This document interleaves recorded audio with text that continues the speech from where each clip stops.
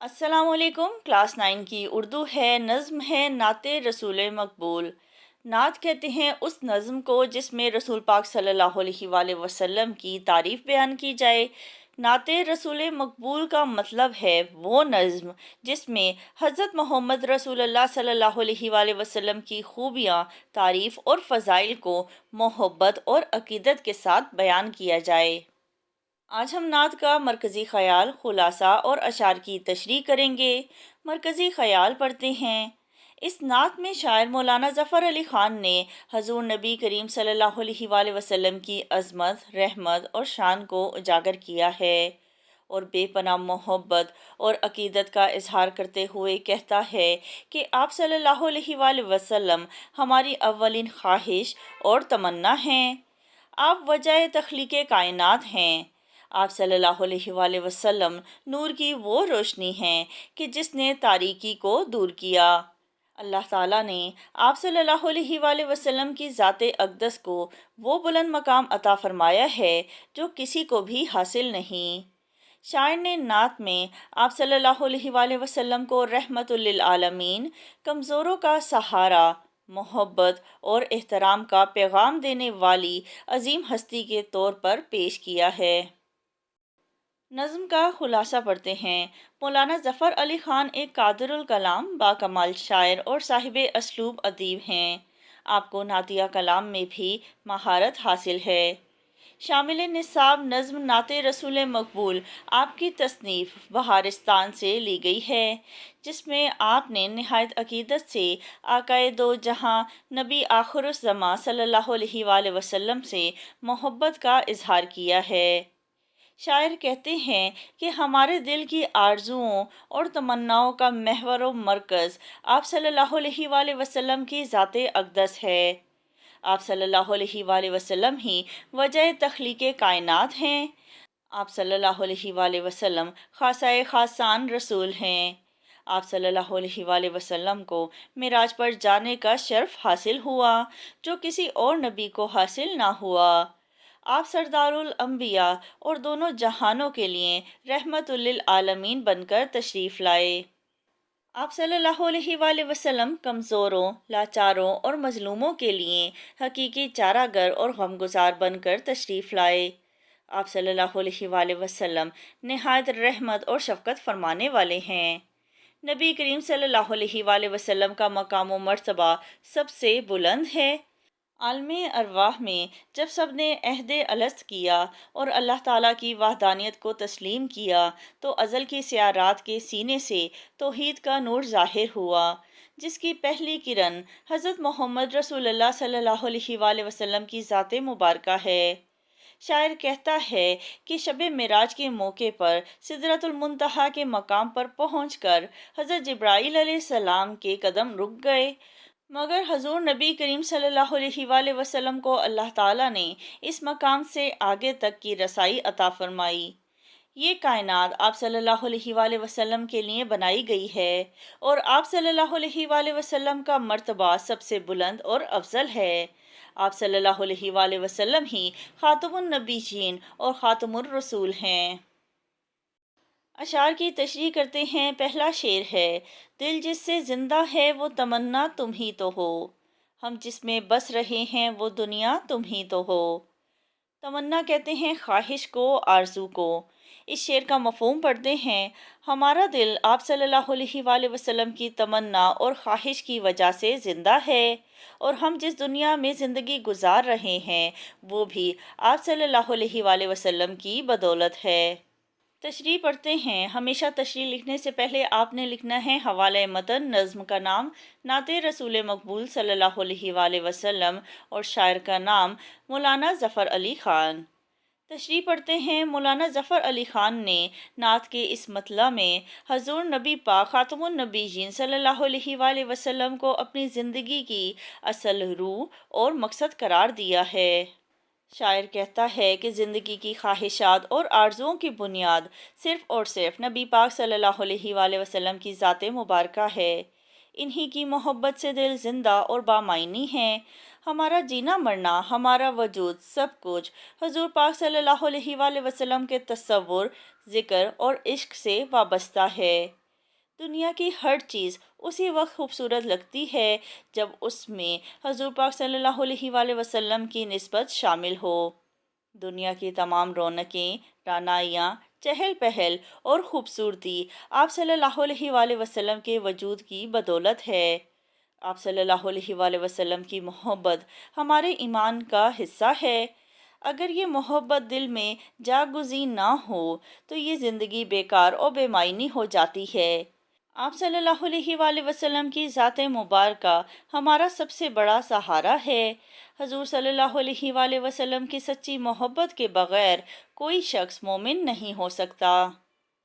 خوشبو ہے دو عالم میں تیری اے گلے چیدہ، کس منہ سے بیاں ہو تیرے اوصاف حمیدہ۔ اللہ تعالیٰ نے آپ صلی اللہ علیہ وآلہ وسلم کو اس دنیا میں دونوں جہانوں کا سردار بنا کر بھیجا۔ آپ صلی اللہ علیہ وآلہ وسلم نے دنیا کو اسلام کے نور سے منور کر دیا اور اللہ تعالیٰ کے احکامات کے مطابق بہترین نظام زندگی قائم کیا، جس پر چل کر دنیا امن و آتشی کا گہوارہ بن گئی۔ آپ صلی اللہ علیہ وآلہ وسلم کی بدولت ہی یہ کائنات آباد ہے۔ آپ صلی اللہ علیہ وآلہ وسلم کی ذات مبارکہ نہ ہوتی تو یہ کائنات بھی وجود میں نہ آتی۔ دوسرا شعر ہے جو ما سوا کی حد سے بھی آگے گزر گیا، اے راہ نورد جادہ اسرا تم ہی تو ہو۔ راہ کہتے ہیں راستے کو، سفر کو، نورد کہتے ہیں سفر کرنے والا، جادہ کہتے ہیں راستے کو یا راستے کا نشان، اسرا معراج کی رات، شب اسرا۔ مفہوم ہے اس کا، نبی پاک صلی اللہ علیہ وآلہ وسلم ہی وہ ہستی ہیں جن کو وہاں تک رسائی ملی جہاں انسانی عقل پہنچنے سے قاصر ہے۔ آپ صلی اللہ علیہ وآلہ وسلم اسراء کا راستہ طے کرنے والے نبی ہیں جن کو معراج کی سعادت نصیب ہوئی۔ تشریح: اس شعر میں شاعر نبی کریم صلی اللہ علیہ وآلہ وسلم کے عظیم معجزے معراج کا ذکر کرتے ہوئے آپ صلی اللہ علیہ وآلہ وسلم کے بلند مرتبے کو بیان کرتا ہے۔ اللہ تعالیٰ نے جو مقام نبی کریم صلی اللہ علیہ وآلہ وسلم کو عطا کیا وہ کسی نبی کو حاصل نہیں۔ اللہ تعالیٰ کے بعد سب سے بڑا مرتبہ حضرت محمد مصطفیٰ صلی اللہ علیہ وآلہ وسلم کا ہے۔ شاعر کہتا ہے کہ حضور صلی اللہ علیہ وآلہ وسلم وہ واحد ہستی ہیں جنہیں اللہ تعالیٰ نے معراج کی رات مخلوقات کی تمام حدوں سے آگے اپنے قرب خاص میں بلایا، یعنی آپ صلی اللہ علیہ وآلہ وسلم وہاں تک پہنچے جہاں نہ جبرائیل علیہ السلام جا سکے نہ کوئی اور۔ اس رات حضرت جبرائیل علیہ السلام آپ صلی اللہ علیہ وآلہ وسلم کو مسجد الحرام سے مسجد اقصی اور پھر آسمانوں پر لے گئے۔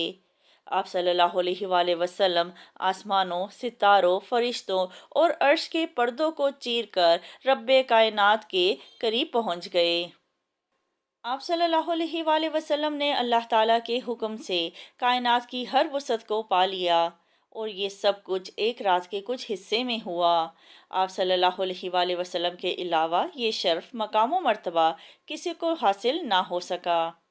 سب سے اعلیٰ تیری سرکار ہے، سب سے افضل، میرے ایمان مفصل کا یہی ہے مجمل۔ اس شعر کا بھی مفہوم میں آپ کو بتا دیتی ہوں کہ نبی پاک صلی اللہ علیہ وآلہ وسلم کی ذات سب سے اعلیٰ اور سب سے افضل ہے، میرے ایمان مفصل یعنی پورے عقیدے کا یہ مجمل ہے یعنی خلاصہ ہے۔ شعر نمبر 3: گرتے ہوں کو تھام لیا جس کے ہاتھ نے، اے تاجدار یثرب و بطحا تم ہی تو ہو۔ تاجدار کہتے ہیں بادشاہ کو، سردار کو۔ یثرب مدینہ منورہ کا پرانا نام ہے اور بطحا یہ مکہ مکرمہ کے لیے بھی استعمال ہوتا ہے اور مکہ مکرمہ کے ایک خاص علاقے یا وادی کے لیے بھی استعمال ہوتا ہے۔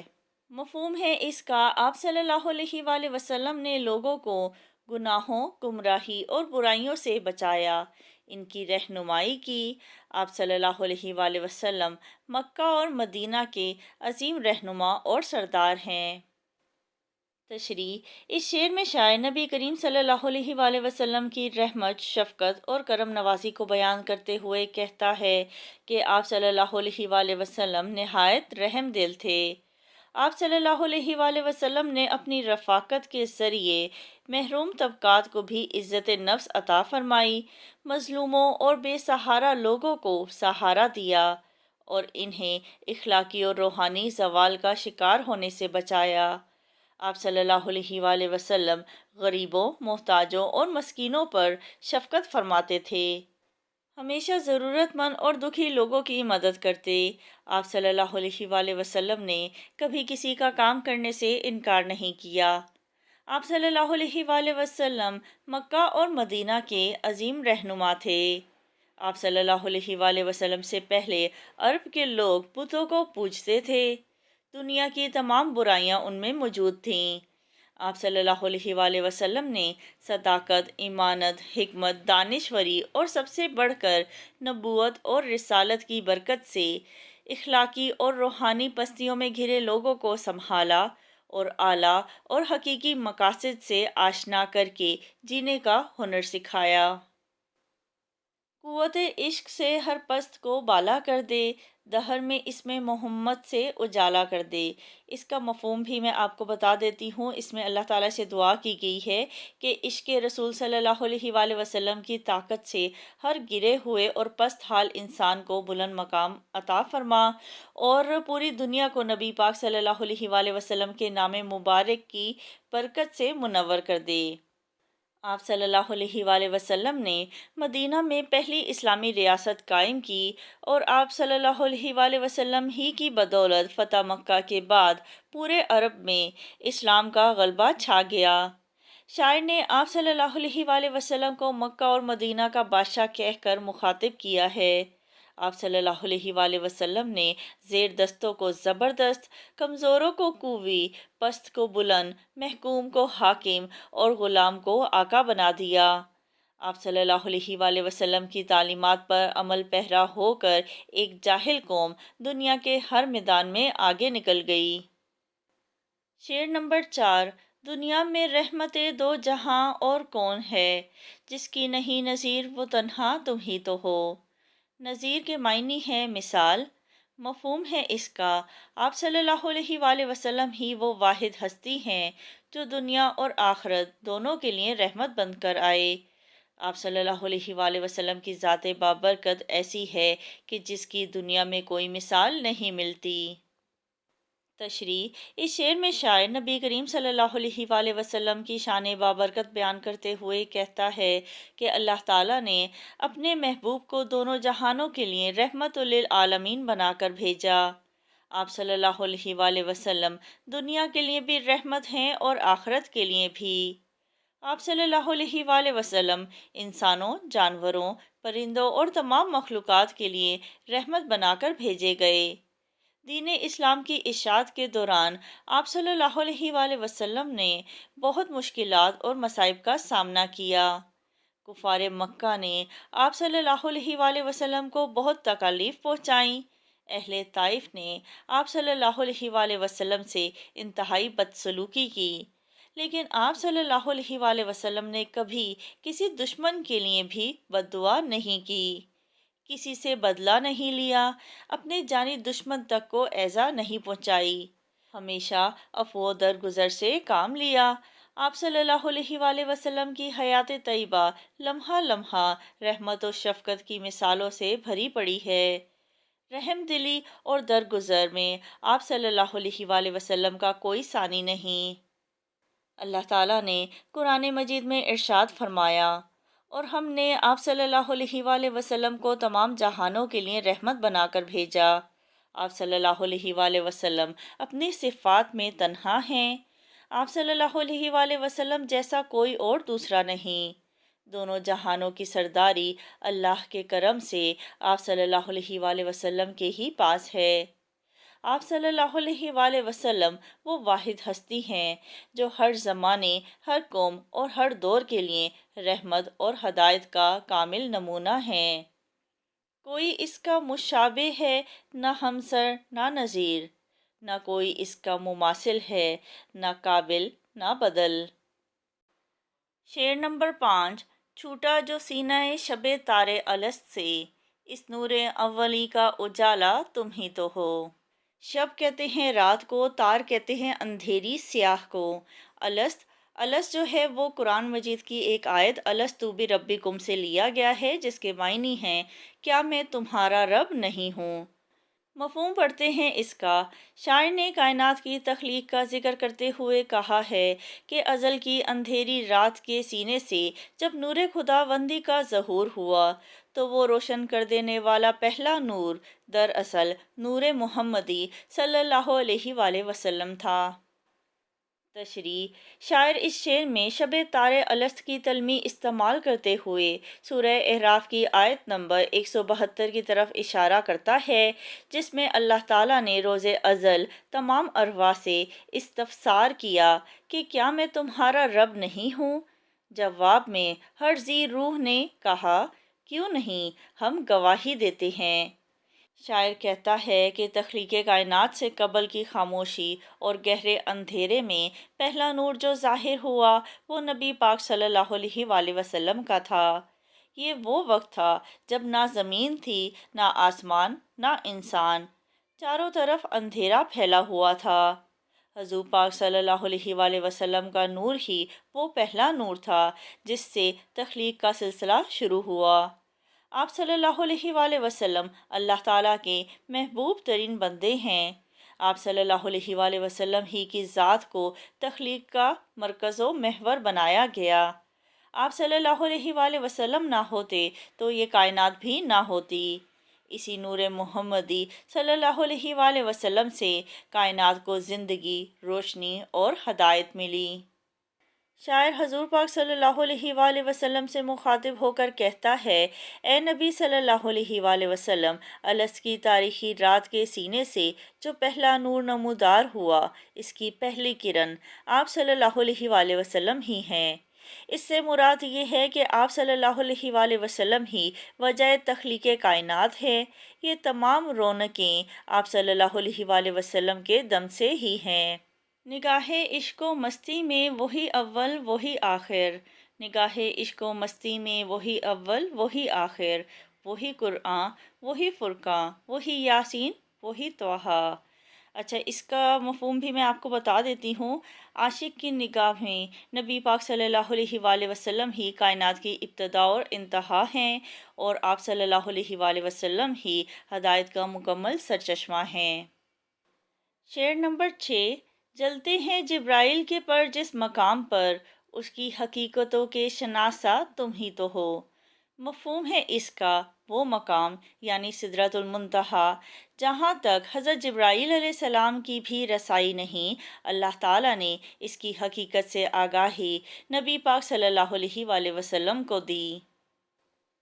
تشریح: اس شعر میں شاعر نے واقعہ معراج کی طرف اشارہ کیا ہے کہ آپ صلی اللہ علیہ وآلہ وسلم مسجد اقصیٰ سے ہوتے ہوئے 7ویں آسمان کی سیر کرنے کے بعد جب سدرۃ المنتہا کے مقام پر پہنچے تو حضرت جبرائیل علیہ السلام نے آگے جانے سے معذرت کر لی کہ یہاں سے آگے آپ صلی اللہ علیہ وآلہ وسلم کو تنہا سفر طے کرنا ہوگا، کیونکہ اگر میں اس سے آگے بڑھا تو میرے پر جل جائیں گے۔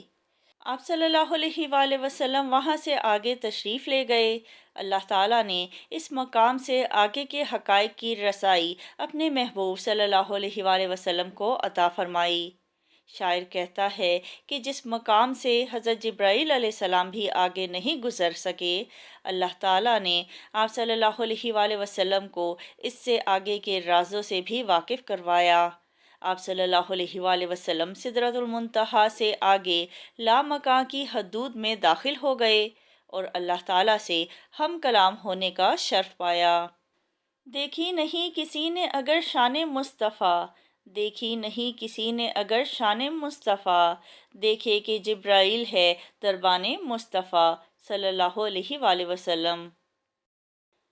شعر نمبر 7: سب کچھ تمہارے واسطے پیدا کیا گیا، سب غایتوں کی غایت اولیٰ تم ہی تو ہو۔ غایت اولیٰ یعنی سب سے اعلیٰ اور اولین مقصد۔ مفہوم ہے اس کا اللہ تعالیٰ نے پوری کائنات نبی پاک صلی اللہ علیہ وآلہ وسلم کے لیے پیدا کی۔ اگر اس تخلیق کائنات کے مقاصد کو دیکھا جائے تو سب سے بلند و برتر مقصد آپ صلی اللہ علیہ وآلہ وسلم کی ذات اقدس ہے۔ تشریح: اس شعر میں شاعر اس حقیقت کی طرف اشارہ کرتا ہے کہ حضور پاک صلی اللہ علیہ وآلہ وسلم ہی وجہ تخلیق کائنات ہیں۔ اللہ تعالیٰ نے اس کائنات کی ہر شے نبی پاک صلی اللہ علیہ وآلہ وسلم کے لیے بنائی۔ اگر وہ نہ ہوتے تو یہ جہاں بھی نہ ہوتا۔ اللہ تعالیٰ نے اس کائنات میں جو کچھ پیدا کیا وہ آپ صلی اللہ علیہ وآلہ وسلم ہی کے لیے پیدا فرمایا۔ تخلیق کائنات کی تمام وجوہات کی پہلی وجہ آپ صلی اللہ علیہ وآلہ وسلم کی ذات بابرکت ہے۔ اس دنیا کی ہر چیز جو اللہ تعالیٰ نے پیدا کی اس کا کوئی نہ کوئی مقصد ضرور ہے، اور اس کائنات کی تخلیق کا مقصد یہ تھا کہ آپ صلی اللہ علیہ وآلہ وسلم کو پیدا کرنا مقصود تھا۔ اس دنیا کی تمام خوبصورتی، بہاریں، روشنی اور زندگی آپ صلی اللہ علیہ وآلہ وسلم ہی کے دم قدم سے ہے۔ آپ صلی اللہ علیہ وآلہ وسلم ہی کی بدولت یہ زمین پر رونق ہے، دلوں میں سکون ہے، اور آپ ہی نے انسان کو جینے کا اصل طریقہ سکھایا۔ آپ صلی اللہ علیہ وآلہ وسلم کا رتبہ اور مقام سب سے افضل ہے۔ آپ صلی اللہ علیہ وآلہ وسلم دونوں جہانوں کے سردار ہیں۔ آپ کا پیغام رہتی دنیا تک کے لیے ہے۔ دنیا اور آخرت کی کامیابی کا دار و مدار بھی آپ صلی اللہ علیہ وآلہ وسلم ہی کی سنت پر عمل کرنے میں ہے۔ خیمہ افلاک کا استدادہ اسی نام سے ہے، نبض ہستی تیش آمادہ اسی نام سے ہے۔ ٹھیک ہے، یہ جو کائنات کا سارا نظام رواں دواں ہے وہ سب کچھ حضور پاک صلی اللہ علیہ وآلہ وسلم کے بابرکت نام سے ہے۔ دنیا کی سانسیں، اس کی حرکت، اس کی زندگی کی روانی، سب کچھ آپ صلی اللہ علیہ وآلہ وسلم کے نام مبارک کی وجہ سے ہے۔